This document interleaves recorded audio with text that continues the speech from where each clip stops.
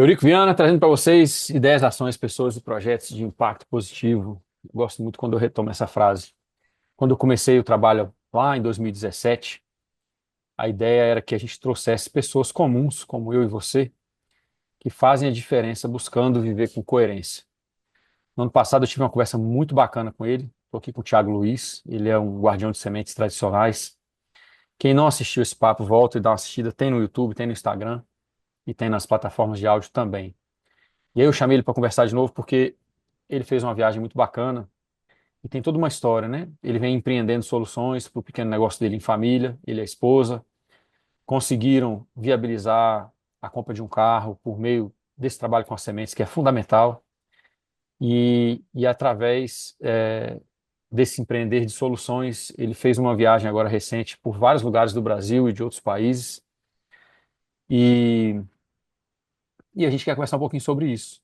Quero trazer para vocês de novo, a importância das sementes como parte fundamental das nossas estratégias de construção de autonomia. Adianta muito pouco termos hortas, termos roças, pastagens maravilhosas, sistemas florestais maravilhosos, se nós não tivermos a autonomia e a soberania sobre as nossas sementes. Não é à toa que o Brasil está sendo atacado pela sua água, não é à toa que o Brasil está sendo atacado pela sua biodiversidade, né? Existe um plano de controle. E se a gente quiser ser bem-sucedido, a gente tem que ter um plano de construção de autonomia e liberdade. E o Tiago tem um trabalho muito importante nesse sentido, porque sem as sementes a gente não consegue ser guardião, a gente não consegue ser um cuidador, uma pessoa que nutre a vida, vida com V maiúsculo, né? As sementes fazem parte integral disso. Inclusive aqui eu estendo para quem tem seus preconceitos aí e vieses que fogem da alfabetização ecológica, que esse guardar de sementes, esse salvaguardar de semente está ligado diretamente com salvaguarda de biodiversidade genética. E isso não está ligado diretamente só à questão da flora, não, está ligado à questão da fauna também. Nós também precisamos ser guardiões de linhagens tradicionais de aves, de pequenos ruminantes, de grandes ruminantes, de animais de tração. Precisamos ser guardiões de toda a vida com V maiúsculo que nos ajuda a viabilizar uma, uma vida coerente e em harmonia ecológica com os lugares que a gente resolveu habitar. Tiago, muito obrigado, meu velho. Seja bem-vindo. Boa tarde, Eurico. Boa tarde a todos que estão acompanhando a gente através dessa live. Para mim, mais uma vez, é uma grande honra, prazer e privilégio estar aqui conversando e compartilhando, né, da nossa vida. A gente trabalha com sementes já há alguns anos e transformamos essa missão em um estilo de vida, vida da gente ela gira em torno das sementes. É como eu costumo falar até com os meus pais, né, que tem gente que nasce para ser piloto de avião, tem gente que tem uma disposição para ser médico, advogado, professor, engenheiro, agricultor, e eu nasci com um propósito, com uma missão de ser um guardião de sementes e me entreguei a essa causa. É através das sementes que eu trabalho, que eu sustento a minha família, e nesses últimos anos a gente tem visto que as coisas elas estão se estreitando mais em relação à questão da perda da diversidade genética, a perda da soberania alimentar, e através desse trabalho com as sementes tradicionais nós temos conseguido alcançar, né, grandes objetivos e grandes resultados muito positivos em relação ao resgate, à manutenção e à preservação genética, como você já muito bem citou, que as sementes elas permeiam não só a agricultura, não só a soberania alimentar humana, mas também a sustentabilidade ecológica, né? A alimentação também de animais, a restauração de ambientes degradados e também o enriquecimento cultural, porque as sementes não são somente direcionadas para a alimentação. As sementes elas têm a ver com a música, as sementes têm a ver com construção, as sementes têm a ver com o conforto térmico, as sementes têm a ver com a preservação dos rios. Então, por todas essas necessidades que a gente tem, sociais e ambientais, as sementes elas estão presentes com a necessidade de manutenção de todas essas tecnologias. Rapaz, é um negócio interessante, né? Essa ligação que você faz com as sementes. Da última vez que a gente conversou, eu não me lembro se eu comentei da Kay Baxter. Kay Baxter é uma guardiã de sementes da Nova Zelândia. Ela é maravilhosa, né? E ela falou um negócio muito parecido com o que você falou agora, numa entrevista que ela fez ano passado, que foi o seguinte, falou assim, olha, nós precisamos... Aí ela falou assim, eu comecei pensando que a gente precisava salvaguardar as sementes. E agora, mais no final da minha vida, ela já estava uma anciã, né? Ela disse assim, olha, agora eu percebi que a gente precisa, na verdade, resguardar a cultura e o estilo de vida das pessoas que usam as sementes. Porque é um viés um pouco torto esse negócio da gente guardar sementes se a gente não usar. E ela traz um negócio muito interessante disso tudo que você falou, que é o seguinte: a gente precisa usar as sementes o máximo possível todo ano. E todo ano a gente precisa ter um sistema de coleta de sementes, porque ela traz uma informação baseada no trabalho de um médico que chama Zach Bush, um médico maravilhoso americano, dizendo o seguinte: todo ano as sementes, e agora eu vou falar quando eu falar de sementes, eu estou falando de sementes de fauna e flora. A fauna, no seguinte sentido, as sementes são os óvulos e os espermatozoides, né? Assim como na natureza a gente tem, às vezes, né, o macho e fêmea na planta, eu estou falando de todas as sementes. O que que ela diz? Só que no caso dela e o caso aqui, né, gente, do Tiago, a gente está falando mais especificamente de sementes vegetais. Mas eu estou englobando a genética animal também e vocês vão entender por quê. Nós temos uma parte enorme do DNA que a ciência não entendia muito bem porque que ele parecia ser vazio. E durante muito tempo ele foi chamado de DNA lixo. E hoje se sabe, por meio de várias pesquisas, uma das pessoas que tem chamado a atenção para isso é o Zach Bush, dizendo o seguinte, que todo ano a gente tem a oportunidade de coletar informações epigenéticas e essas informações, eventualmente, elas são transcritas para o nosso DNA. Então, para um mundo onde a loucura climática é certa de ser cada vez pior, quanto mais a gente plantar, quanto mais a gente selecionar as sementes que tiveram sucesso ano a ano, maior é a nossa chance de resiliência num futuro climático cada vez mais incerto, mais maluco, né? Então, quando você coloca assim, tem a ver com cultura, tem a ver com mata ciliar, tem a ver com conforto térmico, tem a ver com um monte de coisa. Por exemplo, a semente de cânhamo, que no Brasil é proibida, e que em vários lugares as pessoas estão fazendo concreto de cânhamo, e é uma habitação extremamente ecológica, extremamente leve, baixíssimo impacto, altíssima eficiência energética, de uma planta importante que a gente não pode usar no Brasil. Essa é só uma que eu estou citando, né? Porque me lembrei dela porque você falou de conforto térmico, você falou de outras coisas. E cara, é impressionante como que a gente está cego para essa, como é que eu vou dizer? Para amplitude e profundidade do assunto sementes, né, na nossa vida. A coleta de sementes, por exemplo, para manter os campos aqui do Rio Grande do Sul, os campos do Alto da Serra, o Pampa. Coleta de sementes para a gente conseguir recuperar árvores que foram devastadas, né, durante o desmatamento da Mata Atlântica, sementes de plantas tradicionais que você coletou aí nessa viagem, que a gente vai falar sobre ela já já, né? De pessoas que estão aí há anos, gerações e gerações, selecionando essas sementes para que elas funcionem bem numa situação sem insumos químicos, né? Então é um assunto central para a nossa sobrevivência e eu não entendo muito por que que as pessoas têm elas têm uma cegueira, né? Têm uma dificuldade de entender o quão importante é o assunto. Inclusive, eu acho até enfim, eu gostaria de te provocar nesse sentido. Por que que você acha que as pessoas são tão cegas com relação à importância das sementes? É porque, assim, é um processo, foi um processo e tem sido um processo cultural de higienização agrícola, né? A gente tem relatos históricos de que na Inglaterra, no século XIV, século XV, iniciou um processo de plantio de espécies não alimentícias ao redor ali dos castelos, né? E essas plantas não alimentícias, como uma forma de ornamentação, como uma jardinagem improdutiva, uma jardinagem mais de estética do que de funcionalidade alimentar, ela era uma forma de mandar uma mensagem de que esses governos, esses impérios, eles eram tão poderosos que eles não precisavam produzir comida, eles podiam comprar comida. Então, essa mensagem de uma certa independência, soberania, que na verdade não era soberania, era uma ostentação de segurança, porque se eu tenho dinheiro, eu tenho segurança.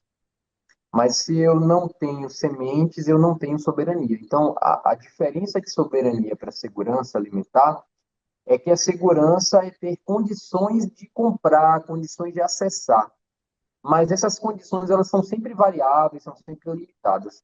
É óbvio que na Europa inicia-se esse processo de ostentação do que era mais agradável aos olhos, mas que funcionalmente falando não era tão interessante porque não tinha ali uma ideia, uma mensagem de soberania. Já os povos ameríndios, né, os nativo-americanos, já se existia uma ostentação diferente com uma arborização comestível, o plantio de bosques, o plantio de jardins comestíveis, mas não só no caso aqui da América do Sul, ou da América Central, da América do Norte, mas também na Ásia, principalmente japoneses, coreanos, né, chineses, tinham muito mais o conceito de plantio. Tanto é que é muito mais.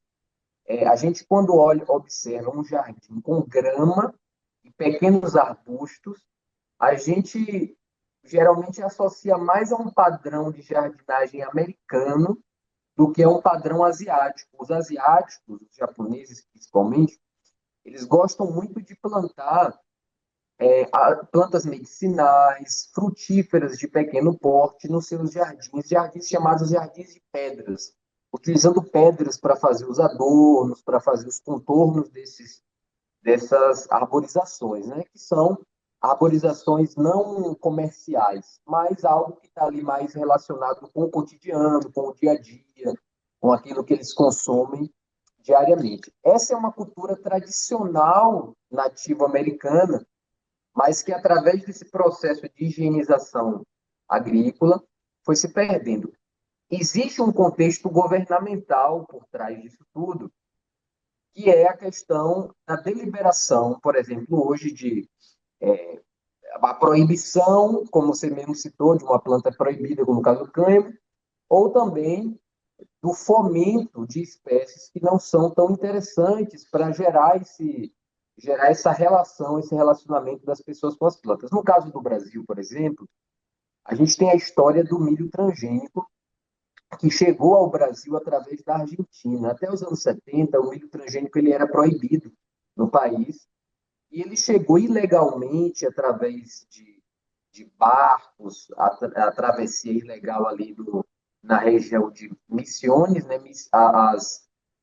a província de Misiones, ali na fronteira com o Rio Grande do Sul, e Paraná também, porque Porto Iguaçu, que faz fronteira com Cidade del Este e com Foz do Iguaçu, faz parte da província de Misiones, que é um tipo um estado, né, que não tem estado na Argentina, mas é como se fosse um estado.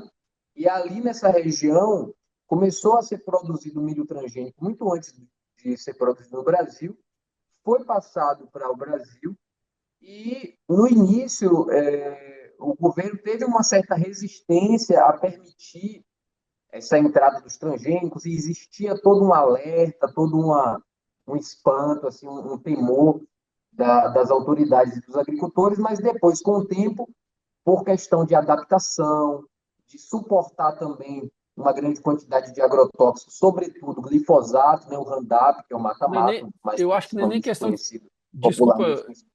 desculpa, Thiago, não é nem questão de suportar, não. É porque o milho transgênico e os cultivos transgênicos eles foram feitos para serem usados com os agrotóxicos, né?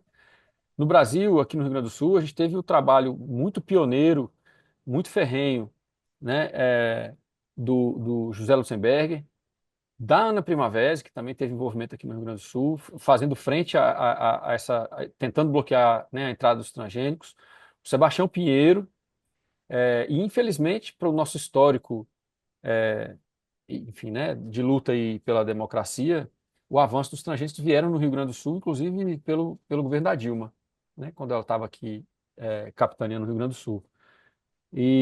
Mas, rapaz, é interessante isso que você trouxe, porque não é questão do medo, não, é porque algumas pessoas ligadas com a agricultura e com a ecologia, como é o caso do Sebastião Pinheiro, Zé Lucenberg, Dana Primavera e tal, eles sabiam que essa semente ela desarticularia a agricultura familiar e a soberania alimentar e ecológica do país, né?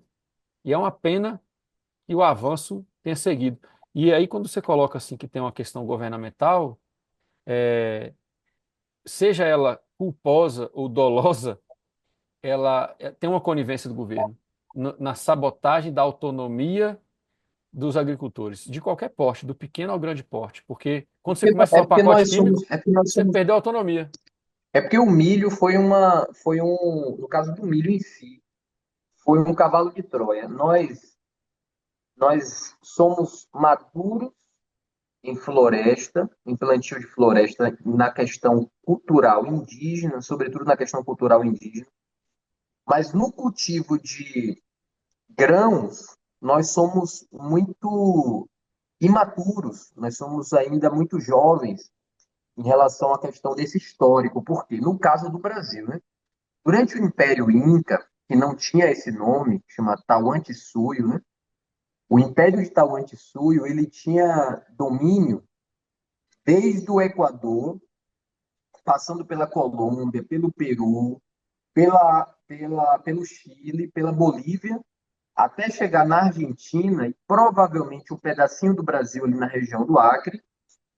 Existia essa dispersão não somente da autoridade de Pachacútec, né, que era considerado um deus ali, um grande imperador inca, mas no Império de Tahuantinsuyo, que construiu estradas, que interconectou toda essa margem da América Latina, aqui da América do Sul, existia a dispersão do conhecimento e, junto com o conhecimento, das sementes que eram dispersadas pelos correios Inca, né?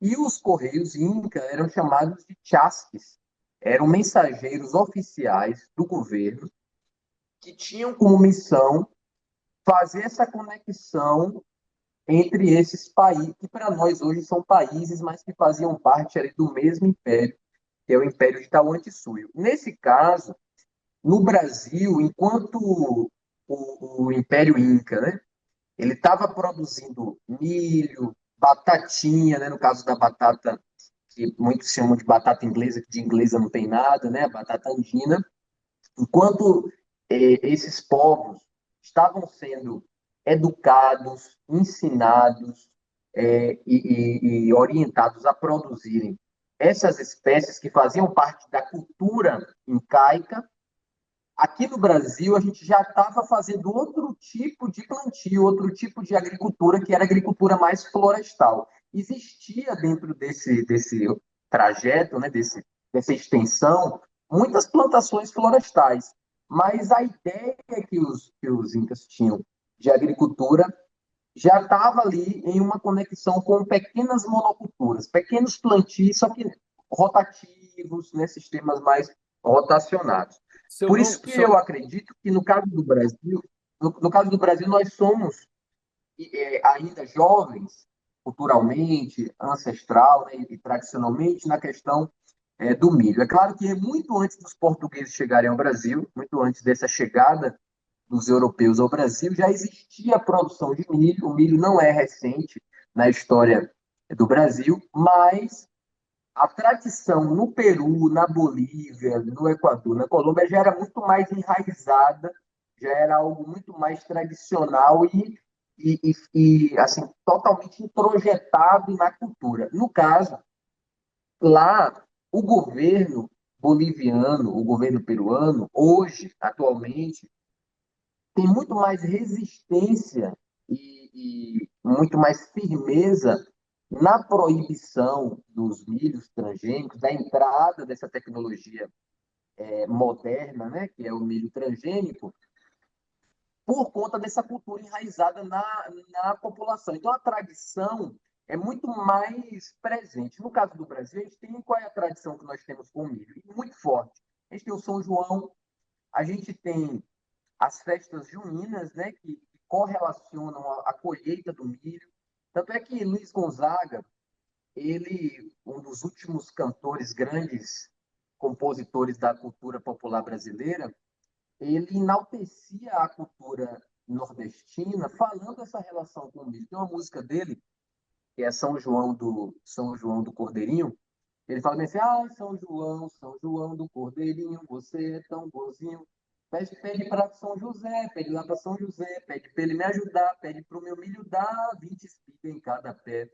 É uma música engraçada. A gente sabe que um milho não pode dar 20 espigas em cada pé, mas o milho, tradicionalmente no Nordeste, é plantado no dia de São José, que é dia 15 de março, para a colher de São João. Então, existe uma conexão religiosa. A Igreja Católica tinha essas tradições de plantar o milho no dia de São José e fazer as procissões pedindo para São João para abençoar o milho, para que produzisse 20 espigas em cada pé. E Luiz Gonzaga cantava essa tradição com muita alegria, com uma carga cultural muito grande. Só que não foi suficiente, não é suficiente para sustentar politicamente, porque a política ela passa por isso como, no caso da Bolívia, na fronteira da Bolívia com a Argentina, estão tentando introduzir os milhos transgênicos e também na fronteira do Brasil com a Bolívia, ali na região de Corumbá. E sabe uma coisa interessante, Eurico? É o seguinte. Então, na Bolívia, muitos ridicularizam a Bolívia, acham que a Bolívia é um país atrasado, acham que a Bolívia é um país sujo, falam da higiene, falam da falta de tecnologia comercial. Lá você não vai achar 90%, talvez 99% das lojas não aceitam cartão de crédito. Você não vai, se você for com cartão de crédito mesmo internacional lá, você vai ter muita dificuldade de comprar com cartão de crédito. Não tem Pix.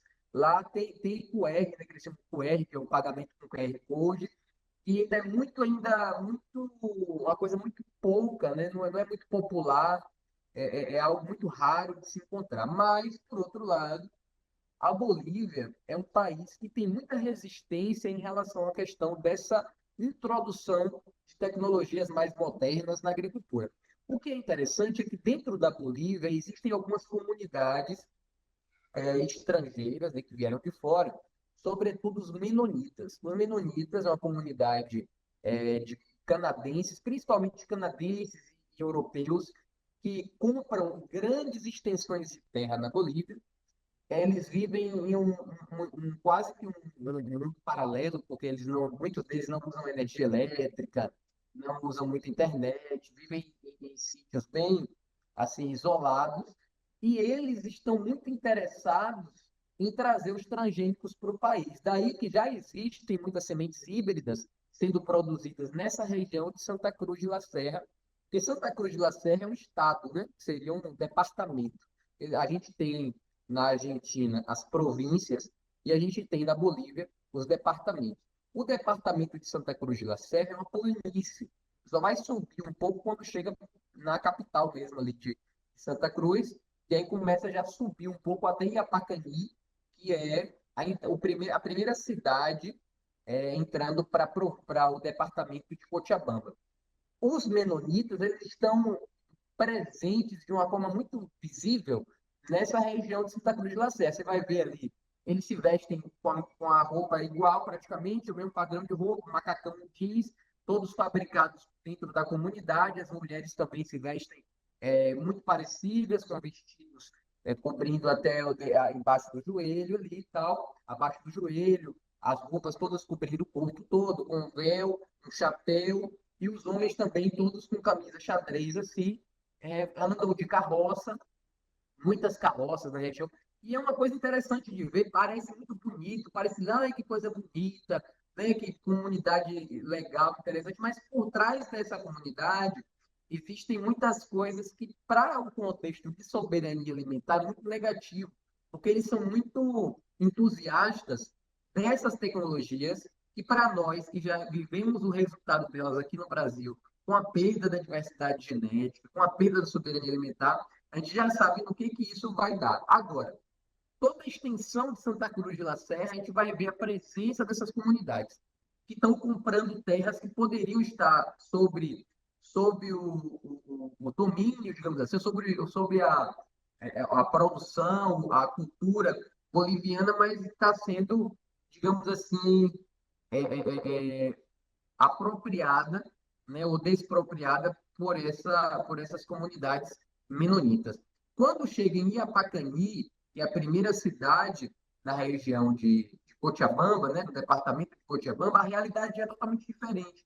A gente já entra na parte florestal boliviana, onde tem nascente do Rio Amazonas, onde a gente tem o Chaco boliviano, que a Bolívia se divide, assim como no Brasil, a gente tem Mata Atlântica, Pantanal, a gente tem Amazônia, Cerrado, Pampa e Caatinga. Na Bolívia também tem Altiplano, tem o Chaco, né? Tem o Chapare, tem os Andes orientais, tem os Andes ocidentais. Então, cada região tem sua característica. E essa região, que é a região de Cochabamba, na Bolívia, é outra Bolívia. É outra Bolívia.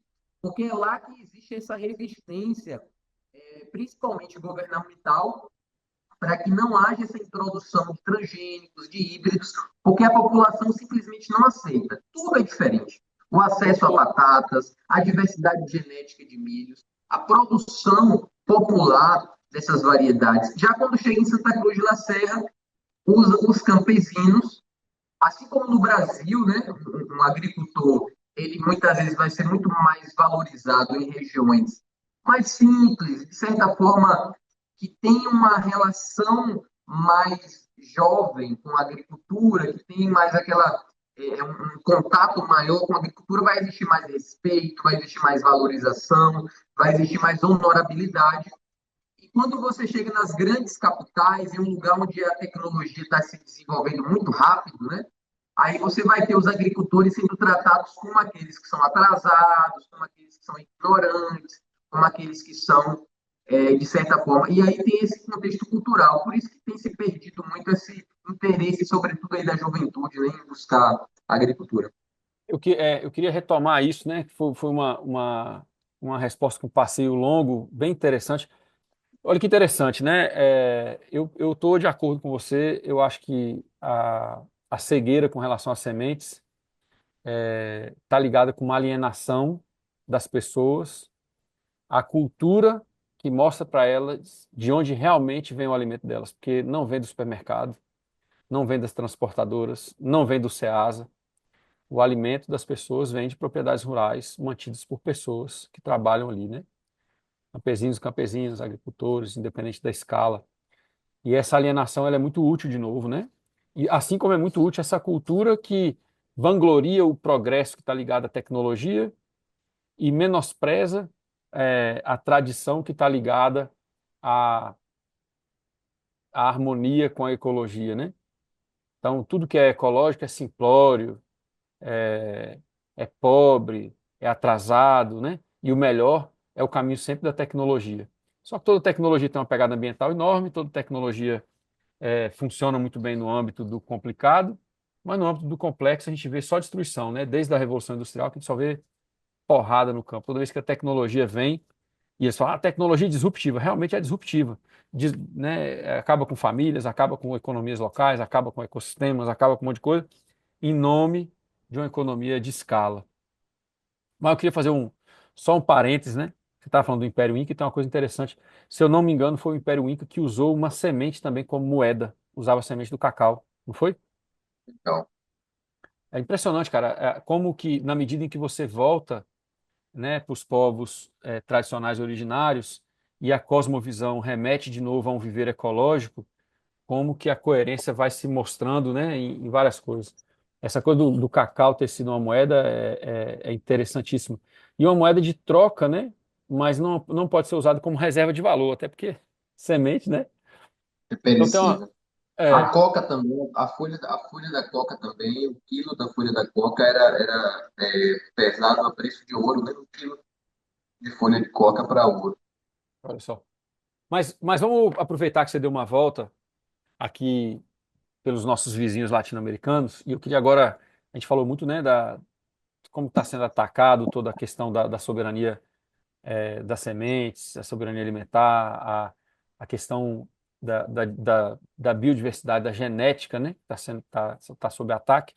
Mas acho que a gente podia fazer um caminho contrário também. Você passou pela Bahia, passou por alguns países aqui latino-americanos, coletando algumas sementes que agora estão disponíveis pela sua empresa, com novas embalagens, identidade visual. Estou fazendo aqui o. Mas é porque é um trabalho muito bacana, eu gosto muito de apoiar. E vamos fazer esse passeio? As coisas boas, de onde vieram as sementes, como são os lugares que cultivaram essas sementes, como que as pessoas fazem para ter acesso a essas sementes no Brasil e transformar essas sementes em sementes locais, né? A gente precisa plantar vários ciclos para aclimatar essas sementes e fazer com que elas funcionem nos territórios que a gente ocupa aqui no Brasil. Mas é importante que a gente tenha essas rotas, né? De como é que eu vou colocar? São rotas Perfeito. de troca mesmo, né? São rotas de intercâmbio genético. É, embora talvez não seja, por exemplo, elas não sejam muito bem adaptadas de primeira, mas como elas têm a resistência de serem sementes tradicionais, a adaptação é rápida, né? A prolificidade delas é alta e a gente pode, a partir dessa adaptação, fomentar ainda mais trocas e mais intercâmbios, né? Conta pra gente como foi essa viagem, Thiago.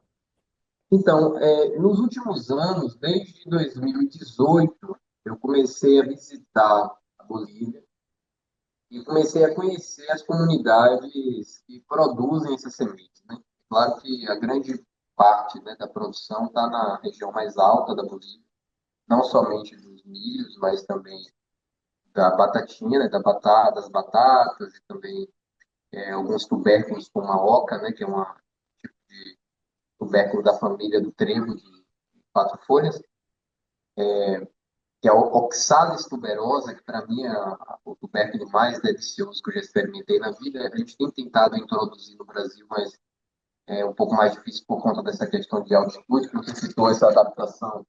Ela é uma adaptação que não é do dia para a noite, é uma luta, é uma missão que a gente tem de trazer essas variedades, como já foram trazidas há milhares de anos atrás e aclimatadas aqui. Então, na primeira vez que eu fui na Bolívia, eu vi que era possível fazer esse trabalho de interconectar a cultura boliviana com a cultura brasileira. E no ano de 2023, no ano retrasado, eu fiz uma viagem de bicicleta, pedalei cruzando todo o norte da Argentina, e também cruzei o Paraná, o estado do Paraná, o estado do Mato Grosso do Sul e depois o departamento de Santa Cruz de la Serra até chegar no departamento de Cochabamba. E agora, recentemente, eu refiz esse mesmo roteiro que eu fiz durante 6 meses de 2023, de fevereiro até o mês de julho de 2023, foi na estrada, viajando, conhecendo essas comunidades. Então, alguns bolivianos ficam até impressionados assim, quando eu falo das cidades, cidade por cidade, desde Quirraro, né, Porto Quirraro, divisa com Corumbá, até Cochabamba. Poxa, você conhece mesmo a Bolívia e tal, mas não é porque eu estudei, porque eu li, é porque eu vi, eu vivi, eu pedalei, eu passei cidade por cidade, eu dormi debaixo de pontes nessa cidade, dormi em postos de gasolina, conheci campesinos, conheci as grandes feiras, né, que são chamadas de canchas, aprendi a linguagem, aprendi um pouco da cultura desses locais através da imersão cultural de verdade, que eu acho que uma forma mais avançada só se fosse andando, em comparação com a bicicleta. Então, eu refiz esse mesmo roteiro agora, saindo da cidade de El Soberbio, só que agora, só que da outra vez eu comecei a viagem na Argentina. Dessa vez eu saí de São Paulo, de carro, uma S10 99, fui fazer um curso de mecânica no meio do caminho, porque o carro já, né, já é uma senhorinha, mas foi muito bem. Conseguimos aí viajar com mais de 500 quilos sobre o carro. E aí a gente foi para a Argentina, cruzamos todo o norte da Argentina novamente, e depois, na volta, fomos para a Bolívia. Na Bolívia existe uma certa restrição em relação à questão de sementes dentro do país, de trânsito, sobretudo com brasileiros, mas tudo pode ser conversado, né? A gente tem que ter clareza na nossa missão para ter essa segurança na hora de se comunicar com o exército, com a polícia, com autoridades. Porque se a gente não tiver essa clareza do que a gente está fazendo, dá errado. Então, tem que ter noção do que está sendo feito, né? Então, a gente tem uma definição do nosso trabalho. O nome da empresa da CEMIG se chama Chasqui, né? Chasqui é o nome que os mensageiros incas eles recebiam para desenvolver esse ofício de transportar informações, né? De dispersar informações, interconectar todo o império de Tahuantinsuyo. Então, a gente escolheu esse nome para a empresa justamente porque tem toda uma referência, não somente um propósito, tudo mais algo que valoriza a cultura boliviana, a cultura peruana, e que mantém viva essa cultura. Ou seja, a gente está no Brasil, mas a gente tem valorizado a cultura deles também. E nós nos sentimos irmãos, somos da mesma família, né? Só que eles são os nossos irmãos mais velhos, precisam ser respeitados. A gente olha para o irmão mais velho e fala assim, não, ele está atrasado, ele não tem tanta tecnologia, meu irmão mais velho não é moderno, mas a gente tem que respeitar a cultura, a tradição, a gente tem que respeitar os costumes dos nossos irmãos. Então, a gente fez essa viagem agora, cerca de 6.000 quilômetros, ida e vinda, né? E a gente conseguiu visitar algumas comunidades, rever algumas comunidades e buscar variedades que estão em extinção, até mesmo na Bolívia, no Peru, variedades que a gente não encontra mais com tanta facilidade. Agora, o que a gente tem visto é que nos últimos anos, as variedades produzidas nessa região de baixa altitude têm tido uma excelente adaptação no Brasil. O milho preto, o milho chat, né, que é o gris, que é um milho lilás pintadinho, o pescorunto, que são variedades que têm se adaptado melhor ao clima e também o regime de chuva, né, e altitude brasileira. Sobretudo o estado de São Paulo, o estado do Paraná e Rio Grande do Sul são os estados que a gente tem mais sucesso de produção dessas variedades. Só que a questão, Eurico, é que é como você mesmo falou, não adianta ter as sementes. A gente vende mais sementes para quem acha bonitinho. A grande maioria das pessoas que compram sementes com a gente é quem acha bonitinho. Ah, que bonitinho. Que, Não sei se eu te falo assim, mas que legal o milho preto. A gente fazia, eu queria só o arco-íris para minha filha, para plantar para minha filha. Ah, o milho preto eu acho legal, achei legal. Eu falei assim, não, mas eu não vendo milho preto, eu não tenho milho preto, eu vendo kit de sementes, né? Tem gente que vive de vender autopeças, tem loja de vender autopeças. Você vai lá, você encontra volante, pneu, tapete, sabe? Só que eu não vendo autopeça, eu vendo o carro inteiro. O meu propósito é o carro. Então, assim, a gente produziu um carro, a gente tem melhorado a cada ano esse carro. Esse carro se chama Soberania Alimentar.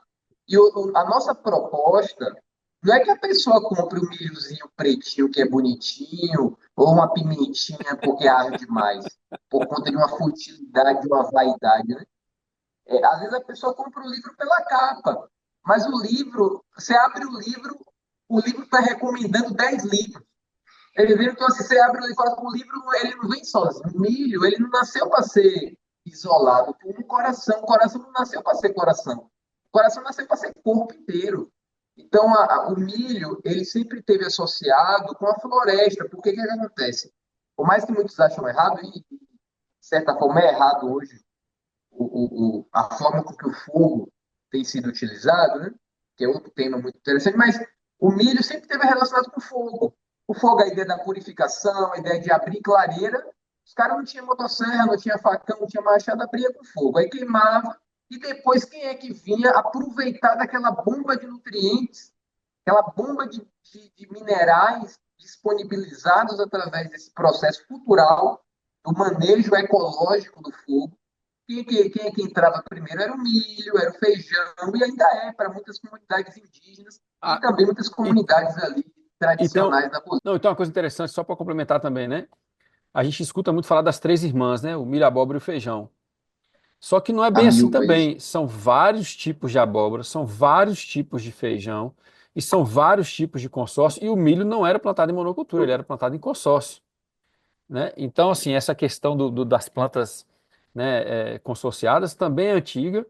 De novo, essa questão aí do bonitinho da autopeça do carro inteiro, os caras, quando testavam variedade diferente de milho, estavam testando variedade diferente de abóbora, de cucurbitácea, estavam testando variedade diferente de feijão, estavam testando, né? Essa e o trabalho que é, cara, porque uma pessoa que tem dois, três tipos de milho, ela vai ter obrigatoriamente que ter dois, três tipos de roça implantada ou em uma distância muito grande ou em tempos apartados o suficiente para não ter uma polinização cruzada. Então, é um trabalho gigantesco, requer essa continuidade, essa cultura que você estava falando aí, e requer essa noção também, que eu estava dando risada aqui, mas é verdade, requer essa noção de que a semente sozinha não se mantém, não. São outras plantas, são outras culturas, é uma culinária que embasa aquilo, que faz pratos diferentes com aquilo, que serve aquilo de maneira diferente, né? É, é, é interessante esse negócio que você falou aí do pessoal querer o bonitinho, porque realmente, inclusive a Quebec você fala isso também. Não adianta você fazer salvaguarda de semente como um exercício é, intelectual. Ele precisa se tornar prática diária, né? E aí tem uma outra questão que ela coloca muito bem também.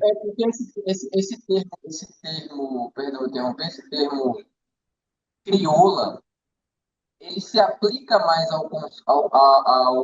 ao conceito que as pessoas estão mais acostumadas, né? Porque a ideia da cria, você é o cara que cria o que você quer.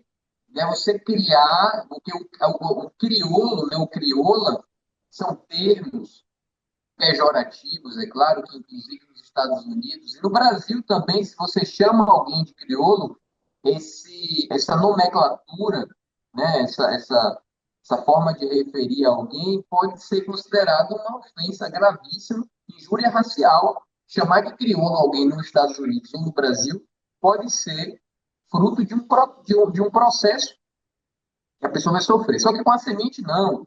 Com o jumento, não. Com o cavalo, não. Com o cacau, não. Então, se naturalizou um termo que tem muito o conceito por trás. Cria o criador, eu crio. Só que aí morre aí.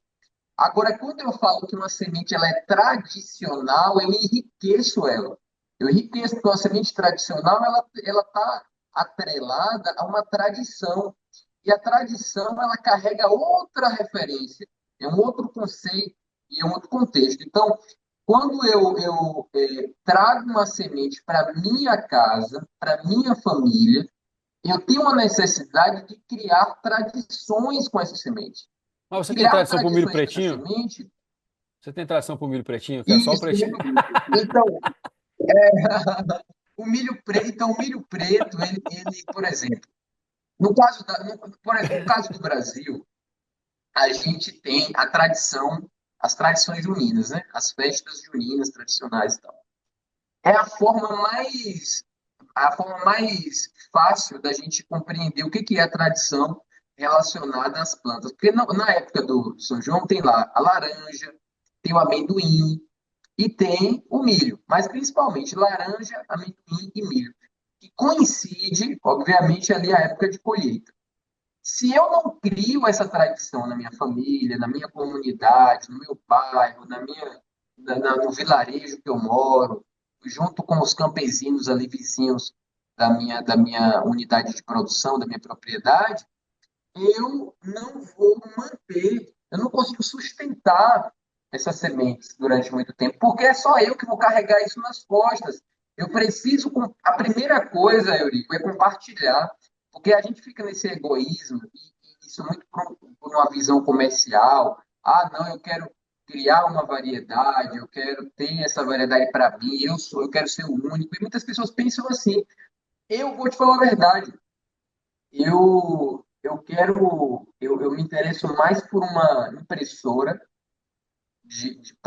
do que um livro parado numa biblioteca. Eu acho que uma impressora ela é muito mais útil do que um livro na estante empoeirando. Porque a impressora vai pegar vários livros e vai. Se você ficar só imprimindo, imprimindo, imprimindo para ler a mesma coisa, não, você vai imprimir para distribuir esse material, essa informação. O que eu acho que a gente precisa naturalizar no Brasil Eu acho, uma coisa que eu acho lindo é esse cenário que está atrás de você. Livros em prateleiras. Eu acho lindo livros em prateleiras. E eu acho que isso se naturaliza devido à referência que nós temos. A gente assiste uma live sua, uma live de um PhD, de um professor, de um grande filósofo, e a gente se acostuma a ver esse cenário atrás. Qual o cenário que eu tiver atrás? Livros. Os livros atrás dão um ar de que a pessoa é estudiosa, organizada, e conforme os livros que estão dispostos nessa prateleira, a gente vai ter uma noção quais são os gostos da pessoa, quais são os objetivos da pessoa, a linha de pensamento dela. Às vezes o cara vai chegar Ou, na casa do outro, ou, vai ver lá ou, livro, Pai hein? Rico, Pai Rico, Pai Pobre, Napoleão Hill. Aí é uma série de livros, tudo nessa linha. Pense em riqueza, o homem mais esperto que o diabo. Aí vai ver só um livro assim. Você não vê um livro falando sobre nenhum tipo de. Onde tem esses livros? Dificilmente tem Ana Primavera, tem Sebastião Salgado. Ou seja, você vê um livro sobre uma pessoa, uma pessoa não, sobre uma série de. Agora, por exemplo, você vai numa fazenda que tem produção de transgênicos, você vai ter essas prateleiras, os galpões, com os transgênicos, com os híbridos, você vai ter essas prateleiras de livros. E aí você vai ter a identidade da pessoa vista, não só da pessoa, mas da própria família, vista através dessa biblioteca. Eu acredito, o meu trabalho nesses últimos anos tem sido esse, de fomentar a criação popular, naturalizar. Não é preciso criar uma casa de sementes, uma arca gigantesca, um galpão para fazer um monte de prateleira com um bocado de garrafa PET. Não. Começa com uma prateleirinha. Começa com uma prateleirinha pequenininha. O que a pessoa pode fazer nessa prateleirinha? Setorização, organização, operacionalização, criar uma Rotatividade, né? rotatividade, uma entrada, saída. Ou seja, tem que existir um fluxo de entrada, de saída, uma dinâmica que coloque essas sementes em movimento. Aí vem a questão do conceito. Esse conceito de banco é um conceito que não se aplica à prateleira de sementes. É que nem falar, eu tenho um banco de livros. Como assim um banco de livros? É um banco de livros, não faz sentido. Agora você tem uma editora, é uma coisa. O que seria um banco de sementes? É a horta. O banco de sementes é a agrofloresta. O banco de sementes é o jardim, é o pomar, é a produção. Agora, a biblioteca de sementes é o lugar do carinho, é o lugar do conhecimento, é o lugar de uma tecnologia mais atrelada à proteção, ao cuidado. Porque o livro, você não joga o livro na prateleira para multiplicar. Da mesma forma que as sementes, na prateleira, elas perdem a germinação, elas vão perdendo a cada ano que passa a vitalidade. Agora, qual é o intuito da biblioteca de sementes? É proteger, é organizar, é setorizar. Então, tem um setor da adubação verde, tem um setor das forragens. Aí chega uma pessoa e fala assim, pô, eu crio cabra, eu crio ovelha, eu crio vaca. Pô, vem cá, vou te mostrar o meu setor, a minha área que eu tenho uma semente só para forragem. Aqui eu tenho 10 variedades de feijão angu, aqui eu tenho 50 variedades de feijão de corda, aqui eu tenho 20 variedades de sorgo. Então, desta forma, a gente consegue criar uma identidade para essas sementes e enaltecer mais do que o que o Globo Rural ou esses programas de televisão mostram quando falam de semente crioula, né? Ou semente tradicional. O paiol vem, aquele paiol lá caindo Sim, aos já, pedaços, o mas tem sol mas tem um esquentando. editorial, né? Já é mostrado assim, e quando mostra a transgênica, mostra um laboratório, um cara de jaleco, um lugar bem grande, com impressão de rico. Isso é feito de propósito, isso aí é uma sacanagem. Mas A propósito, né? você trouxe um negócio interessante aí que eu quero complementar aqui para as pessoas. Tem uma doutora cientista do solo australiana, ela chama Christine Jones. E essa mulher, ela fez uma pesquisa e tem um negócio maravilhoso, que é o seguinte, ela descobriu que quando você planta junto, essa lógica que você falou, né, da horta ser o banco, e a nossa prateleira ser a nossa biblioteca, que o livro entra e sai, tem rotatividade, chega livro novo, né, essa coisa da biblioteca pública, aquela biblioteca que era realmente acessada, visitada, utilizada, que tinha empréstimos interestaduais, manda buscar um livro para mim na universidade tal, manda buscar um livro para mim não sei aonde, eu vou ler, eu vou depositar, aí eu vou fazer um artigo, vou fazer uma monografia, vou fazer um ensaio, esse ensaio volta para a prateleira, outra pessoa lê, né? Essa fertilização cruzada de ideias. Ela fala um negócio muito louco. Quando você coloca no mesmo canteiro no mínimo 13 plantas de pelo menos 4 famílias, automaticamente, sem nenhum insumo, você disponibiliza muito mais do que o dobro de, de nutrientes no solo. Não se sabe por quê, não se sabe como. Só se sabe que, a partir de um quórum mínimo de plantas, ou seja, um quórum mínimo de biodiversidade, aquele solo passa a funcionar completamente diferente, sem nenhum insumo. Muito mais produtivo, muito mais vigoroso, com um sistema imunológico do solo e das plantas é, muito mais eficiente, né? Então tem muito, como é que eu vou dizer? Tem muito, tem muito sentido, né? Nessa questão da gente conseguir a, a usar usar toda a diversidade genética e ter essa rotatividade nas prateleiras. Mas traz para a gente aí, porque você subiu pela Bahia, entrou pela Bolívia, já estava no norte da Argentina. E aí eu fiquei com uma pergunta entalada aqui. Você traz as batatinhas também? Porque eu tenho interesse nas batatinhas. Então, no começo eu trazia, no começo nos primeiros anos eu trazia bastante. Só que as batatinhas, a questão é a perecividade, elas são muito perecíveis e acaba desgastando muito com a viagem, mas dessa vez eu até trouxe algumas, umas 3 variedades, mas a produção delas é muito boa aqui no Brasil até, de algumas variedades se adaptam muito bem aqui no Brasil. Às vezes o tamanho pode variar, a cor também, mas o bom é justamente essas mudanças, né, essas alterações que trazem essa identidade da pessoa. Porque o que acontece? Essas sementes, elas não foram selecionadas porque os incas achavam bonitinhas, né? No caso das sementes ou das batatinhas, porque achava bonitinho. Tinha todo um contexto de adaptação geográfica, de altitude consequentemente, a cor, consequentemente, o sabor ia sendo moldado através dessa produção por local, né, por lugar. E o interessante é justamente a gente entender que a gente precisa criar essa relação. Se a gente não cria essa relação de entendimento e necessidade, porque eu preciso manter essas características, por quê? Porque eu acho bonitinho? Não é porque eu acho bonitinho, porque isso precisa ter contexto, ter contexto. Pega, até hoje, muitas dessas variedades têm nomes que são nomes que eram utilizadas desde do tempo que falava-se a língua aimara e a língua quechua pela população toda. Pega milho tchete, milho chulpe, que é chúspilo, milho pescoronto, que é ovo de pássaro, milho cole, que é o maíz morado, que é o milho preto, milho ilcaparo, que é o azul. E todos esses milhos estão em língua quechua. Nem eles, às vezes, você pergunta para um boliviano, um antigo até, um campesino, às vezes ele nem sabe explicar o significado desse nome. Por quê?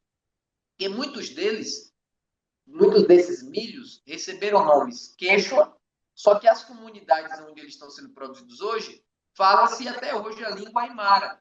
E vice-versa. Muitos receberam um nome aimara, mas a comunidade fala a língua quechua.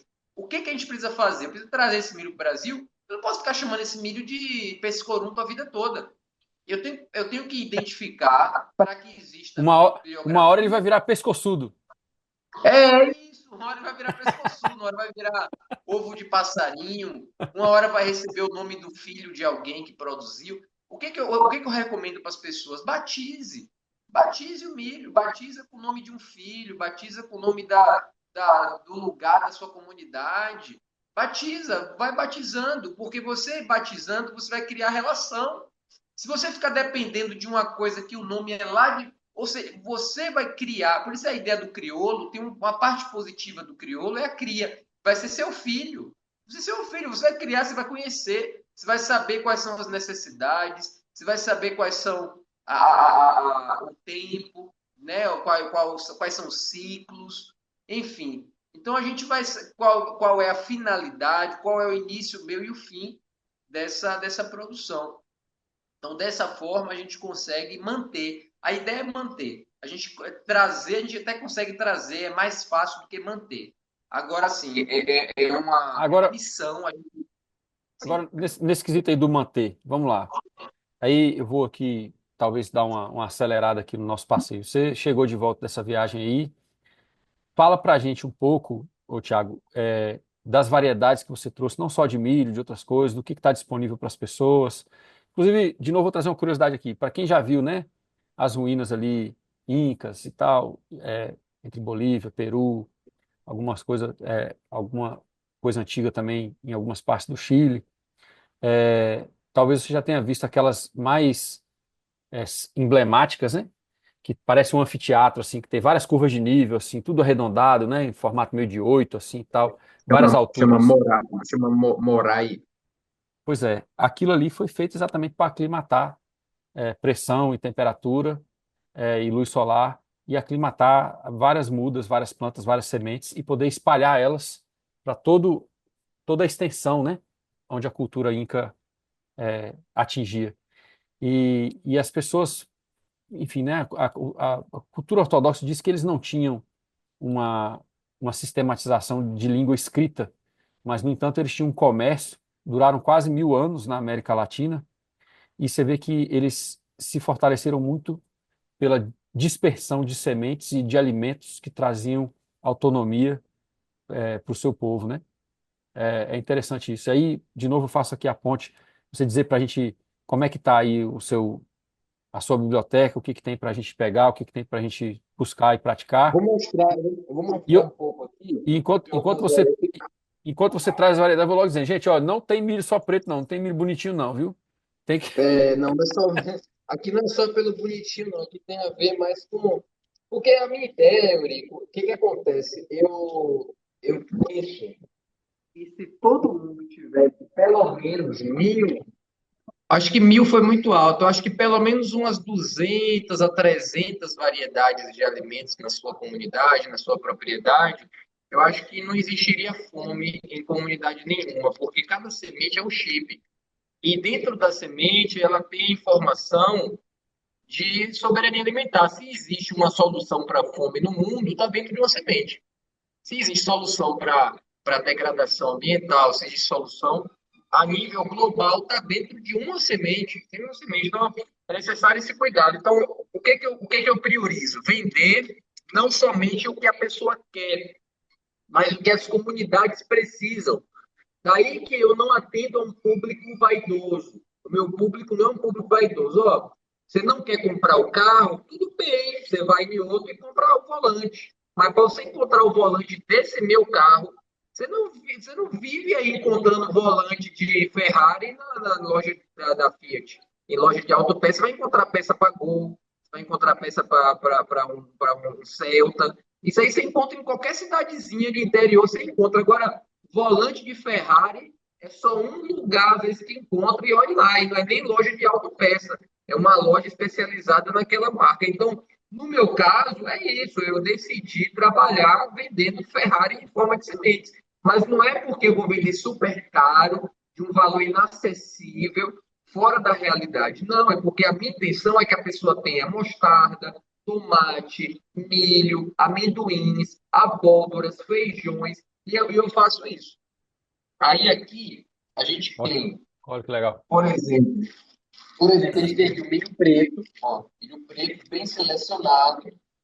A gente tem milho, o feijão branco e preto, eu dei o nome a ele de feijão vaquinha, ele parece uma vaquinha holandesa, eu dei esse nome de feijão vaquinha. Aí tem o amendoim cavalo pampa, eu dei esse nome porque ele é chamado cavalo paraguaio, mas aí eu já chamei de cavalo pampa, porque pampa lá no Nordeste é cavalo de duas cores.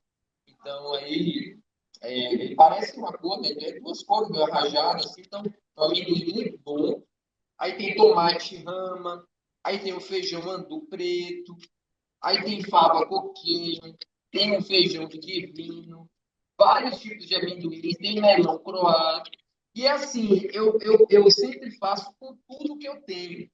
Eu envio tudo que eu tiver no momento, Eu envio a pessoa, mas eu já tenho essa variedade. Pronto, já ela pode se compartilhar com outra pessoa, para quem não tem feijão fada azul. São vários tipos de tomate, machixe, ervilhas. Ou seja, é um kit soberania alimentar. A ideia é justamente essa, é disponibilizar o acesso às pessoas. As pessoas que não têm esse acesso às sementes, elas terem já.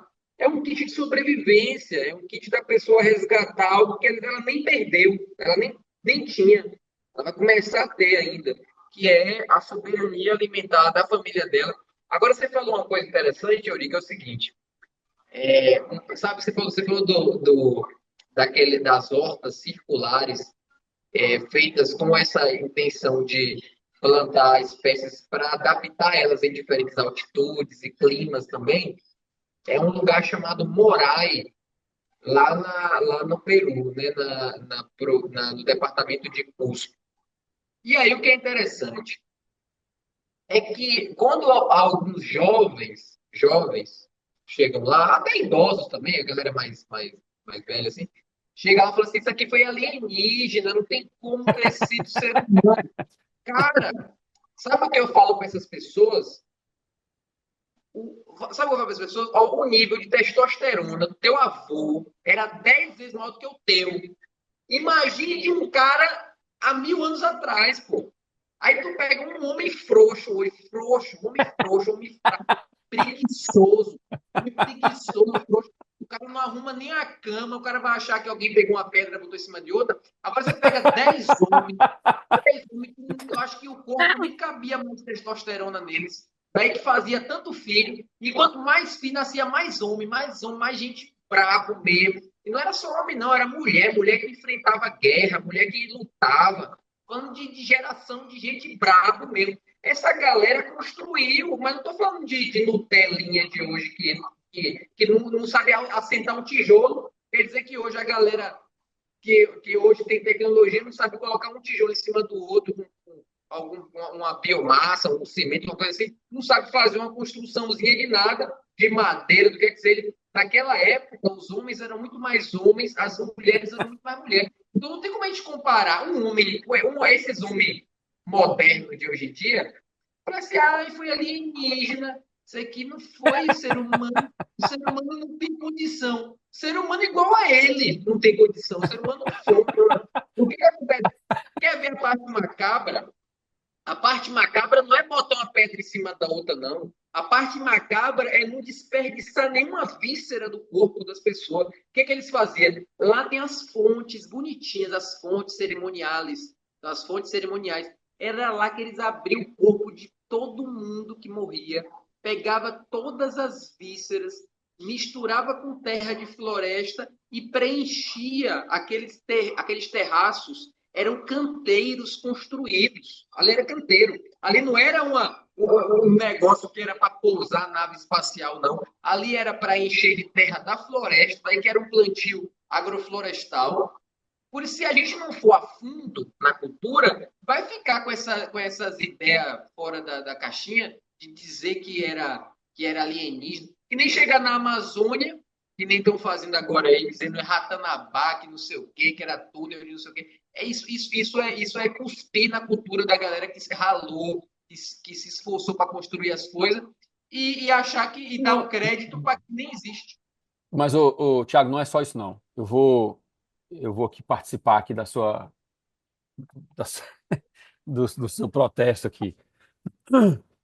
Nós não conseguimos vislumbrar uma cultura que se organize em torno de outros valores que não seja a maximização do conforto e da ostentação. Pessoas que fizeram o que aquelas pessoas fizeram em Cusco, pessoas que fizeram os canais, aqueles canais retilíneos que tem na Amazônia, levando quilômetros e quilômetros de distância, que suspeita-se, inclusive, que aquilo era navegável, pequenas canoas navegavam ao lado daqueles canais ali, né? Transportando, adivinha o quê? Sementes, animais, né? Comida. Então, as pessoas não conseguem imaginar o nível de dedicação de pessoas, o nível de zelo, de devoção das pessoas nas suas tarefas cotidianas, em respeito à vida, em respeito a uma cultura que entendia que as coisas têm alma, né? E aí, a partir de uma cultura judaico-cristã mutilada, judaico-cristã capitalista, consumista, né? Mutilada de outras dimensões, mutilada de outras cosmovisões, o cara não consegue conceber que alguém vivia muito bem, que alguém conseguia filosofar, namorar, contemplar, cantar, dançar e não viver para produzir. E paradoxalmente, produzir uma cultura e uma base biológica para aquela cultura milhões de vezes mais forte do que a gente tem hoje. Então, não é só a fraqueza corporal, não. É uma fraqueza cultural, é uma fraqueza mental, é uma fraqueza intelectual das pessoas, né? E precisa correr trecho como você correu, precisa talvez correr trecho para dentro talvez de uma religião como você fez. Eu não acho que isso seja necessário para todas as pessoas, mas eu acho que quando a pessoa se envolve de corpo e alma com profundidade, com perguntas filosóficas, com perguntas que questionam a cosmovisão, que é o que você acabou de fazer, só com relação à capacidade de trabalho de um ser humano saudável, a gente amplia a visão, né? E as pessoas de hoje não têm a visão ampliada, porque elas vivem em cubículos, se transportam de um lugar para outro em cubículo, né? Eu tenho um indígena que eu esqueci o nome dele agora, peço A gente perdão. falou de um tema interessante agora, Eurico, não aprofundando muito, e eu não queria nem muito entrar nesse tema, mas eu não sei se você já ouviu falar de uma cidade que existe, é um projeto, não é uma cidade em si, é um projeto de cidade, que é um projeto de Estado Livre, chamado Zigurates, que fica no estado do Mato Grosso do Sul. Cara, você precisa conhecer isso aí, cara. Você precisa conhecer. O ET Bilu, você já falou do ET Bilu? Não. É Nunca falou do ET Tebilu? Bilu? O ET mais famoso do Brasil? É Tebilu. Os caras. Sério? Jura? Você nunca ouviu falar do ET Bilu, cara? Não, Rapaz, você tá perdendo. Você tá perdendo, cara. Você tá perdendo. não conheço. Cara, Eu existe sou uma da época do ET cidade. de Varginha. ET Bilu eu não Não, conheci, esse não. ET de Varginha é fraco. Esse ET de Varginha é fraco. Esse ET de Varginha não conseguiu mobilizar nada. Esse ET de Varginha só apareceu e sumiu. O ET Bilu tá aí. Olha que doideira. Olha que doideira. Presta atenção. O ET Bilu está aí, em uma cidade chamada Zicurates, no Mato Grosso do Sul, do lado de uma cidade chamada Corguinho, no Mato Grosso do Sul. Fica a cerca de 120 quilômetros de rodovia desde Campo Grande, Mato Grosso do Sul, você vai para a cidade de Corguinho, e lá em Corguinho você entra cerca de uns 30 quilômetros, mais ou menos, de estrada de chão, que você vai lá e você vai encontrar uma cidade que tem mais de 150 pessoas morando. Todas as casas são feitas em forma de iglu e eles estão construindo o maior monumento do Brasil. Tá? A pesquisa de Ratanabá foi feita pelo cara que é o fundador, entre aspas, fundador dessa cidade, chama Urandi Fernandes, que é um ufólogo famoso no Brasil, Urandi Fernandes. Eu fui lá, cara, eu fiquei assim, abismado, porque eles estão dizendo que estão preparando o mundo eles estão construindo um aeroporto para nave espacial, várias pirâmides, e aí uma cidade que movimenta milhões de reais em construção e especulação imobiliária. É fora do normal, cara. Não, fora. Você não tem noção, você tem que estudar isso aí.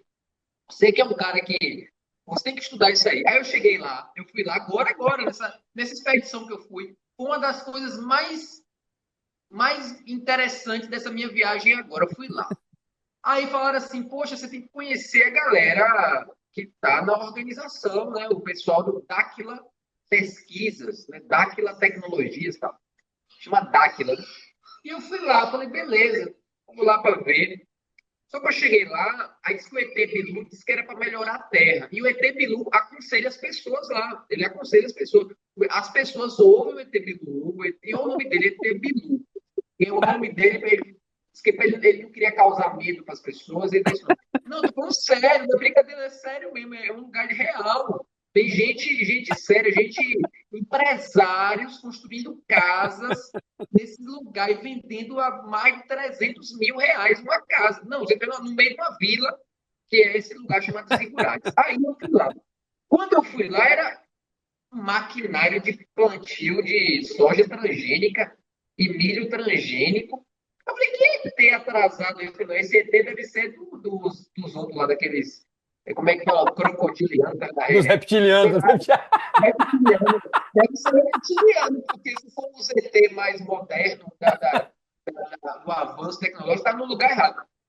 Mas só que para mim, cara, para mim foi uma inspiração. Assim, eu tenho as minhas ressalvas com Ecovilas. Valeu, Tiago. Eu tenho as minhas ressalvas com Ecovilas, tenho as minhas ressalvas com essas comunidades assim, que às vezes dá muito conflito. Mas eu vi uma coisa que eu falei assim, cara, como que eu vou tipo assim, olhar uma situação dessa e não acreditar que eu consigo fazer uma comunidade também. Eu quero fazer uma comunidade Se, se, fa- agroecológica grande, porque se- os caras conseguiram movimentar milhões em torno de um ET chamado ET Bilu, é, nem construção gigante. Não, aí é possível ir para a roça, qualquer canto, fazer uma arca de sementes.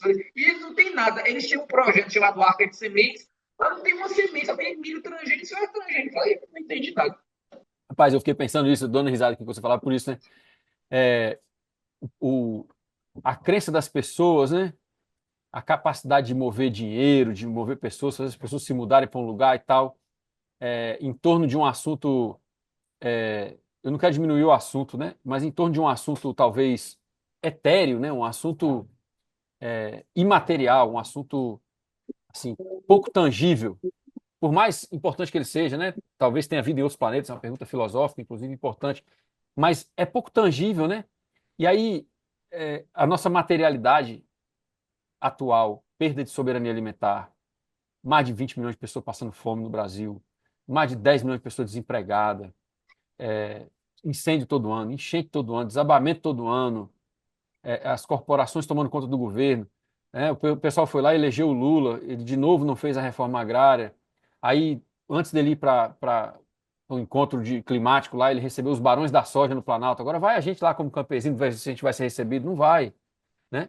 Aí, pô, a comunidade em torno do ET Bilu movimenta milhões né, em ativos imobiliários, em construção, material de construção, acaba caindo para o lado da transgenia, quer dizer, se é ter realmente atrasado, se é ter não entendeu porra nenhuma de ecologia, né? Talvez lá no planeta dele o transgênico funcione, né? E a gente realmente, cara, com uma dificuldade tremenda de fazer as pessoas entenderem que a gente precisa, uma das coisas mais importantes do nosso tempo é o êxodo urbano. Rapaz, precisa sair da cidade, velho. Precisa sair do 10º andar, pisar o pé na terra, sabe? Precisa saber de onde vem seu alimento. Você precisa pelo menos comprar direto de quem produz. Para com essa alienação do supermercado. Tem que fugir da cidade, porque assim, por isso que É eu verdade. a ideia é o seguinte, a ideia é fugir da cidade. Sabe uma coisa interessante, Eurico, é o seguinte, eu tenho uma eu tenho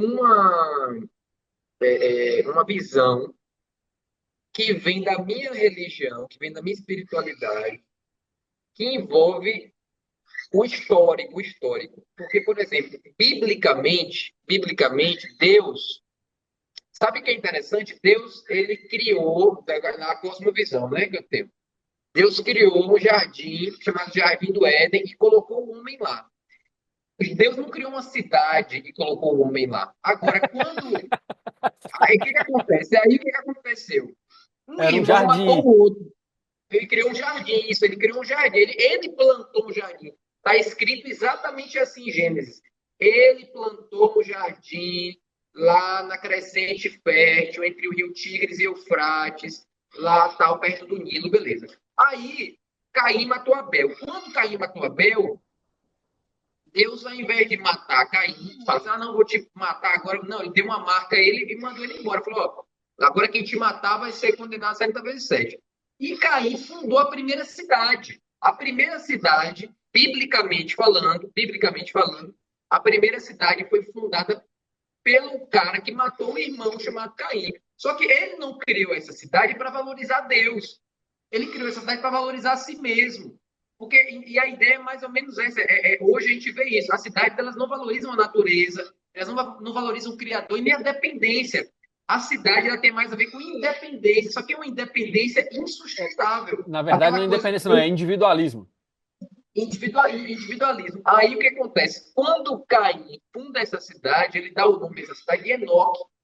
Depois surge uma figura Anos e anos depois surge uma figura chamada Abraão, dentro de uma cidade, e Deus manda ele fazer o quê? Sair da cidade. Falou, Abraão, pega teus filhos, tua parentela, e pega teus filhos, não, pega teus servos, porque ele não tinha nem filho ainda. Ele larga tudo na cidade, abandona tudo. Ele tinha riqueza, tinha bastante posses, largou tudo na cidade e foi viver como construtor de tendas no deserto. E ali era nômade, né? Vivia criando ovelhas e tal. E Abraão foi muito bem sucedido no deserto. Anos depois, surge outra figura, que é a figura de Moisés, que foi criado dentro do império egípcio, né? Dentro da cultura egípcia, e ele só veio ter um contato mais íntimo com Deus quando ele foi para o campo se tornar um agricultor, um criador de ovelhas. Foi lá que ele conversou com Pastor. Deus no meio do campo, o pastor de ovelhas.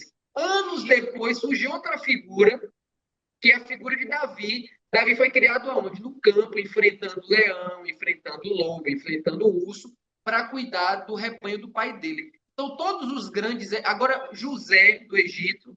José foi criado ajudando os irmãos, ajudando o pai, né? Jacó, ele ajudava ali a criar os animais, ajudava os irmãos a cuidar dos animais, e depois se tornou governador no Egito através dessa experiência que ele tinha tido na infância. Então, a gente pega o histórico dos homens de verdade, no sentido de grandes líderes, grandes referências, grandes autoridades, e a gente vê não só a questão dessa postura e dessa vocação de liderança, mas a gente pega a questão de responsabilidade, adaptação, resistência a conflitos, a problemas, habilidade em lidar com problemas de conflitos. Agora, uma criança hoje, um menino ou uma menina criada na cidade, assim como naquele tempo, uma pessoa criada na cidade é uma pessoa que não tem noção das estações da Lua, das fases da Lua, as fases da Lua, as estações do ano, não tem relação nenhuma com chuva,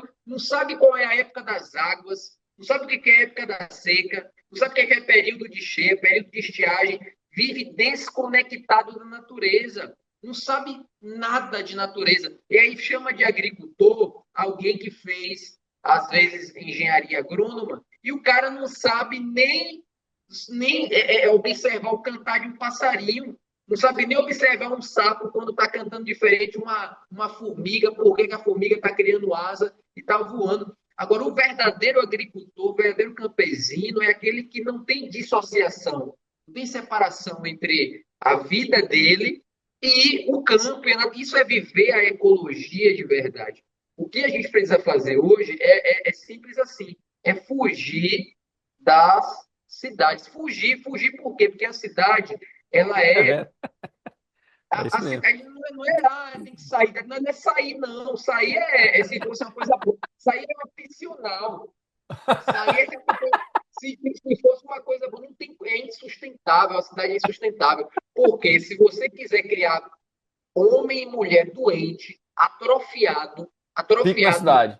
Fique na cidade. cultura, cria na cidade porque você vai ter influência, vai estar mais preocupado em comer salgadinho, fandangos, ioquitos, cheetos, cebolitos, Coca-Cola, Guaraná, e não vai saber o que é uma batata doce roxa, o que é um inhame. Pergunta a criança o que é um inhame hoje, não, um brócolis, o que é um brócolis, não sabe nem o que é um brócolis, o que é uma couve-flor, não sabe o que é.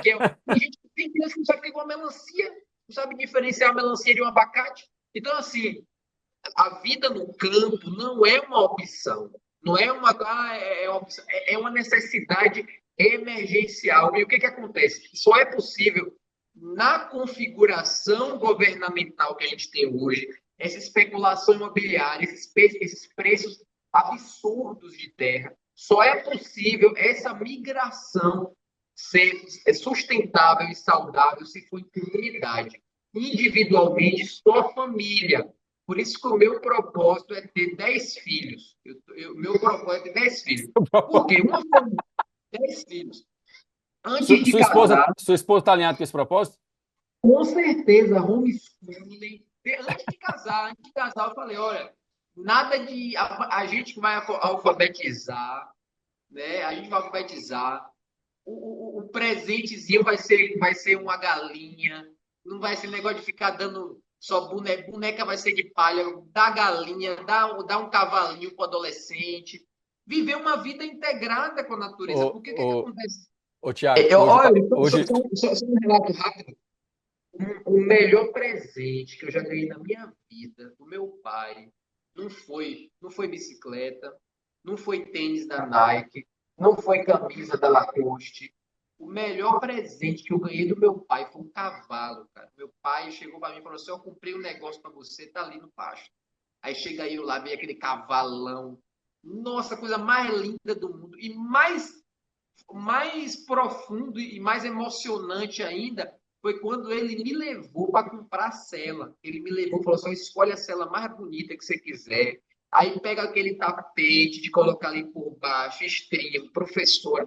E aí ele chega com aquele amor. Eu nunca vou esquecer desse presente que eu ganhei do meu pai. Eu já estava em um mundo que existia celular. Nessa minha adolescência, já tinha o tijolão da Nokia. Ele já tinha me dado um tijolãozinho. E era uma coisa sensacional na época e tal. Só que igual a emoção que eu senti ganhando um cavalo, não tem igual. Agora, como que um pai vai presentear um filho com um cavalo hoje morando na cidade? Como vai gerar essa sensação no filho? Ó, filho, vamos ali que eu vou plantar com você uma horta. Vou plantar a sua horta. Eu vou plantar o seu pomar. Vou preparar o seu pomar. Chegar com um filho de 8 anos de idade e falar assim: ó, agora a gente vai preparar o seu pomar. Esse pomar que você vai acompanhar o desenvolvimento dele até a sua maturidade. Ó, filha, eu vou construir uma casinha na árvore para você.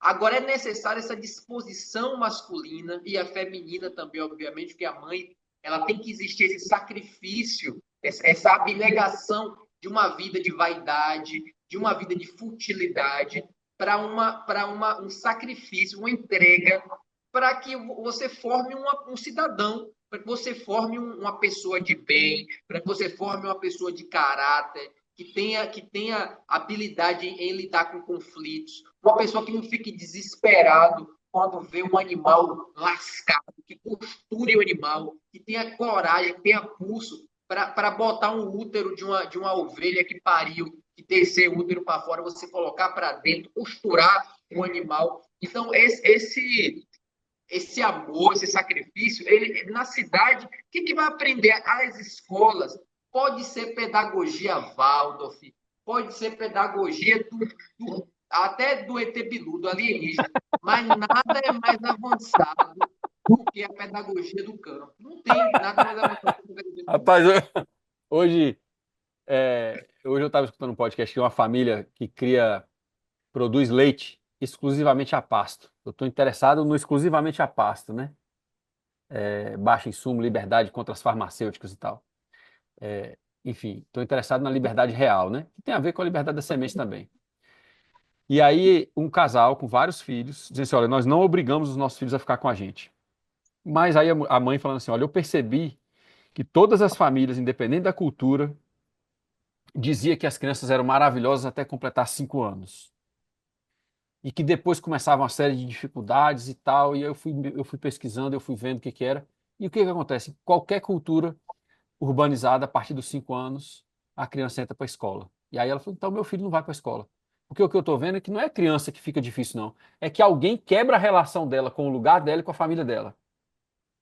E aí eles criaram os filhos, né? Como você está falando aí, fizeram uma opção pelo homeschooling. E aí é interessante que no diálogo lá, tal, o pai fala assim: sim, aí disseram pra gente que tinha que fazer uma educação domiciliar e que isso era lavagem cerebral. Eu falei: sim, é lavagem cerebral, mas sou eu que estou fazendo, que se eu mandar para a escola vai ser outra pessoa, eu prefiro a minha. Exatamente, exatamente. Rapaz, eu achei muito alinhado com isso que você falou, né? A família está indo bem. E ela falou assim: olha, nós tivemos, depois de 15, 20 anos de empreendimento rural, nós tivemos que começar a guardar dinheiro para comprar mais terra. Acho que eles têm 4 ou 5 filhos, não sei. Porque eles falam assim: porque todos os filhos queriam ficar e a gente não tinha terra para todo mundo. E aí, então tá bom, todo mundo quer ficar, então nós vamos ampliar, vamos comprar mais terra e aí a gente vai ampliar o negócio e aí vocês vão conseguir tocar depois. E aí ela fala um outro negócio muito interessante sobre isso que você está falando. Ela contando o seguinte, que falou assim: olha, se você bota a criança no esporte, uma atividade na escola e tal, e ela não. é, e as pessoas falam assim: ah, porque você vai dar responsabilidade para o seu filho. Ela falou assim, ninguém dá responsabilidade para ninguém, não. Responsabilidade é uma coisa que a gente aprende a tomar para a gente mesmo. Só que ela falou assim, numa cultura urbana e na escolarização né, convencional, qual é a repercussão daquela criança, daquele adolescente não cumprir a tarefa? Zero, não tem uma implicação maior. Aí ela falou assim, agora aqui no sítio é o seguinte, se eu mando você dar comida para o animal e você não dá, ele vai ficar doente, ou ele vai morrer, ou ele vai fugir para comer. Então, as responsabilidades, elas são maiores. E ao contrário do que as pessoas pensam, quanto mais nova a pessoa é assumindo essas responsabilidades, mais útil ela se sente e mais ligada com o território ela fica. Pai, um podcast muito bacana, um podcast em inglês, né? Tá no canal do Instituto Você, Savory. você- você falou uma Pode coisa falar. interessante, Eurico. Você falou uma coisa interessante, é o seguinte, essa questão da construção de responsabilidade, né, da relação de cuidado, de compromisso, de interdependência e tal. Eu e minha esposa, nós somos vegetarianos, né, ovo-lacto. A gente come ovo, come leite, queijo e tal. E criar animal é imprescindível, de todo tipo possível. Mesmo que pode ter eu mesmo tenho vontade de ter jacaré, ilhama. Eu fui apressar o preço de uma ilhama, cara. A ilhama tá R$ 20.000 no Brasil. R$ 20.000 uma ilhama no Brasil, cara. Pra você ter uma ideia. Então, assim, tem que ter animal. É o animal que vai dar essa para o homem, para a menina também. A menina também, porque assim, existem as diferenças, e que a gente quer dizer que é tudo igual, que homem e mulher é igual, é tudo a mesma coisa, mas existe uma diferença a fêmea, ela é construída biologicamente para esse acolhimento, um bicho que tira leite do próprio corpo. Não tem como comparar, não tem como dizer que é igual ao homem, eu não sei. Eu nem imagino, eu tenho um mamilo, mas nem imagino um bicho mordendo meu peito para tirar leite de mim. E a mulher faz isso com uma certa, né? É um pouco desconfortável, para umas mais, para outras menos, mas é totalmente diferente. Uma coisa sair dentro. Ou seja, é necessário essa construção desde pequenininho, esse acolhimento, esse cuidado, essa observação da fragilidade dos animais, a fragilidade dos bichos, a necessidade de ter esse compromisso com a qualidade de vida do outro. E a criação animal traz humanidade para as pessoas, traz humanidade, porque é um bicho que é dependente, ele precisa do seu cuidado, ele precisa da sua proteção. Se tiver muito frio, você precisa estar protegendo, se estiver chovendo demais, precisa cobrir. Se tiver doente, você tem que cuidar com mais atenção, com mais carinho. Então, isso tudo vai construindo caráter e a personalidade vai se moldando, né, de acordo com esse contexto ali cultural, cotidiano. Então, eu não vejo, ainda mais que eu estou em Presidente Prudente de São Paulo. Aqui é proibido criar galinha. Como é um bocado de cidade no Brasil, dentro do território urbano, é proibido criar galinha. Aí como que você vai pensar em ficar em cidade? Uma pessoa que é do campo vai ficar na cidade. Você não pode ter um porco. Eu sou vegetariano. Se eu não fosse vegetariano, a última carne do mundo que eu comeria seria porco, que para nós adventistas é considerado uma carne imunda, tal, por vários motivos e tal. Agora, eu quero criar porco, eu sou apaixonado por porco. Eu acho que porcos são um tratorito gratuito. É um tratorito que não vai combustível, não vai gasolina, nem empresa de manutenção. Você bota lá, ele faz sorrindo, o que a gente, mesmo com tratorito, faz chorando ali no sol quente, e ele tá virando, vai pulsando, a pata dele que é fendida, né? Pata fendida, dividida no meio, ele vai cavando com facilidade, ele já aduba e já ara ao mesmo tempo, sem degradar o solo, se feito ali um sistema rotacionado para É isso incluir mesmo. ele. E É isso depois mesmo. o porco morreu, o porco dá para comer, dá para o Rottweiler comer, dá para o outro animal comer. Só eu que não como, mas eu te dá para o gato, dá para Dá um botar jeito, na né? geladeira. Dá um jeito. Então, assim, Dá um jeito. eu acredito que tudo isso, né, só para recapitular aqui, as sementes, elas estão totalmente interligadas com essa necessidade que a gente tem de criar esses vínculos culturais, essas tradições. A gente precisa. Imagina, Eurico, você ter uma prática prateleira, e nessa prateleira você tem uma parte da prateleira só para flores, outra só para alimentação dos animais, outra só para medicamentos, outra só para os feijões, outra só para a parte de jardinagem, a parte Agora, paisagística. agora imagina que você vive uma vida onde essas prateleiras se renovam todo ano, porque você está do lado de fora usando e selecionando essas sementes todo ano. É aí que a gente tem que chegar. É o grande ideal. É isso aí. Meu amigo, é assim, por mim eu ficaria falando aqui até. Eu Eu sei, acho que eu a gente, sei. a gente tem. A gente tem. Ó, sabe o que é interessante? Quem me apresentou você foi a Adriana Galbiati, que falou de você há cerca de 7, 8 anos atrás, mais ou menos. Não, você precisa conhecer o Eurico Viana, que é o maior nome da permacultura no Brasil e tal, o cara é expert. E eu já acompanhava, né?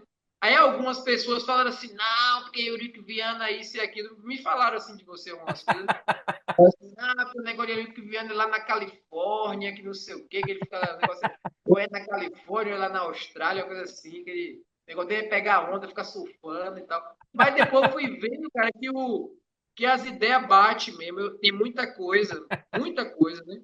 Exceto a Rapaz, carne, que eu sei que você ama comer carne. É uma das únicas diferenças é que você gosta muito de comer carne, mas, é, mas mas fora é isso, isso essa é um essa detalhe. coisa, essa coisa do pessoal aí é a gente é a gente que está precisando ter mais prateleira e viver mais em torno da prateleira. Exatamente. Não, mas, não, É, mas eu não vou nessa linha de verdade. Essas mesmas pessoas que falaram isso aí é gente que não convida para fazer uma live como a gente está fazendo aqui, está entendendo? Então, cara, tem uma frase na Bíblia que fala bem assim: pelos frutos os conhecereis. Então, pelo fruto a gente conhece quem é quem.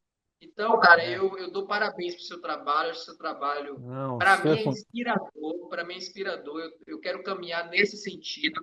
Eu acho que a agrofloresta, sobretudo a área que eu conheci, permacultura, né?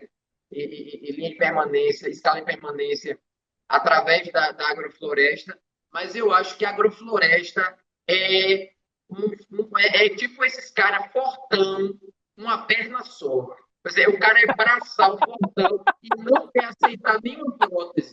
Não quer nem aceitar uma prótese. Então, assim, é bombado, tem força para levantar tudo, mas com uma perna só não se equilibra, não se sustenta. Se não for permacultura, se não for escala de permanência, não tem como se sustentar, porque fica aí nessa ilusão. Ah, porque o mundo tem que ser agroflorestal, porque tem que ter a revolução de ser aquilo. E, na verdade, meu amigo, não se sustenta. a questão é que a gente precisa integrar vários viveres, né? A gente, assim como as sementes, nós somos cada um diferente do outro. E aí, cada um que é diferente do outro precisa de uma propriedade que combine com a gente, que vai ser diferente da do outro. E todos os sistemas de produção que abarcam os princípios ecológicos são bem-vindos, mas a gente precisa parar de segmentar a produção animal da produção vegetal, né? Essas têm que andar junto, como na natureza tudo anda junto. E aí algumas pessoas não gostam muito do meu trabalho, porque eu faço uma defesa muito grande da pecuária, mas enquanto as pessoas me atacam, mal sabem elas que a maioria dos sistemas florestais do Brasil é implementado com cama de frango de aviário. Então, É...